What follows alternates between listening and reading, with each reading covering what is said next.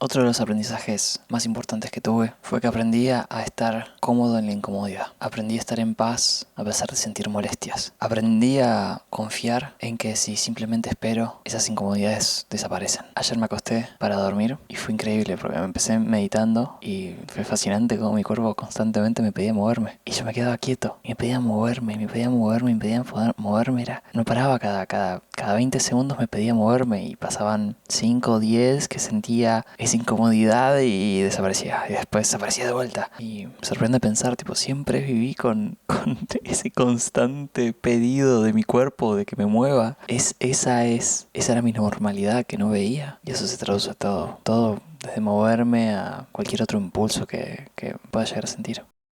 Y uno de los aprendizajes que más me impactó fue el entender la diferencia del deseo superficial y el deseo profundo. El deseo superficial son estos impulsos que te piden dejar de estar en ciertas incomodidades, de esta búsqueda constante del cuerpo de sentirse bien. Y después el deseo profundo es como un compás interno de algo que querés que sea de cierta forma en el mundo porque consideras que eso es lo que está bien, que eso es lo que tiene que ser, eso es lo que va a hacer que el mundo sea mejor. Como más una cuestión moral que una cuestión de buscar sentirse bien. Y por ejemplo, uno piensa en el Buda como alguien que buscaba no tener deseos, porque esa es la enseñanza, no tengas deseos, tampoco tengas aversiones. Pero ¿cómo meditas sin deseo de meditar? Y es una confusión en realidad entre el deseo superficial y el deseo profundo. Buda tenía un deseo profundo de iluminarse, de terminar con el ciclo de sufrimiento y entender qué había ahí atrás de la realidad, de su percepción. Para llegar a eso, para poder llegar a entender eso, tenía que desarmar todos sus deseos superficiales. Y lo que yo experimenté meditando era que a veces, por más de que yo esté sentado en el curso Vipassana, ahí callado, con un montón de personas alrededor mío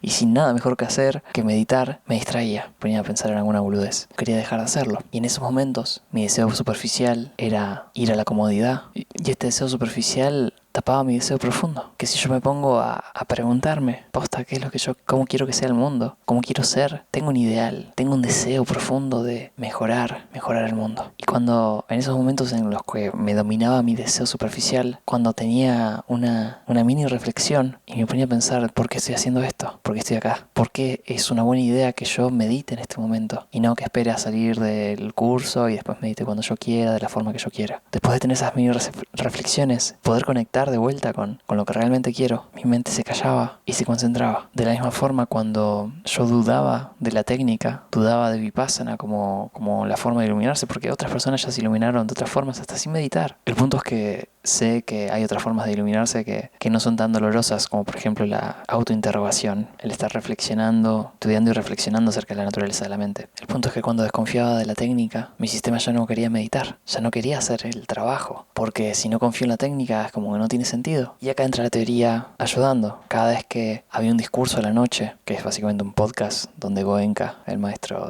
de los centros, explica la técnica, explica las dificultades, explica los resultados, eso me daba un fuego interno nuevamente y me volvía a dar confianza y hacía que yo pueda de una forma entregarme y renunciar y ejecutar la práctica. Y es algo que necesito. Si yo siento que no tiene sentido lo que estoy haciendo, que podría estar haciendo algo mejor, no le voy a dar toda mi energía. Entonces es valioso para mí dedicarle un tiempo a consolidar, a refortalecer mi fe en una práctica, mi confianza en una práctica, en su efectividad, de que vale la pena hacer las cosas de esta forma. Porque a veces puedo estar practicando y haciéndolo mal porque pienso que puedo hacer lo que yo quiera y torcer un poco la técnica y decir, no, yo voy a hacer las cosas así porque me parece que está mejor y me gusta más. Y después no tengo resultados y como no tengo resultados empiezo a perder desconfianza en la técnica, pero en realidad la desconfianza es en el engendro que yo creé. Y de la misma forma me es re necesario, por ejemplo, volver a escuchar estos videos porque acá planteo y muestro los resultados de, che, Tommy, esto es efectivo y es efectivo para vos, no es otro ser que lo hizo y tuvo resultados, fuiste vos. Y a mi mente le es muy fácil, a medida que los recuerdos de los resultados positivos que tuve se van esfumando, empiezo a encontrar excusas por las cuales termino dejando de meditar, dejando de hacer este proceso tan abstracto que es estar sentado sin moverte, donde de afuera parece que no haces nada y a veces desde adentro estás haciendo cosas cosas y quizás que si sentís cosas interesantes, pero es difícil darte cuenta de los resultados. A veces, otras veces es muy claro y es muy obvio y es increíble. Pero quiero evitar que si tengo una mala racha de no tener resultados,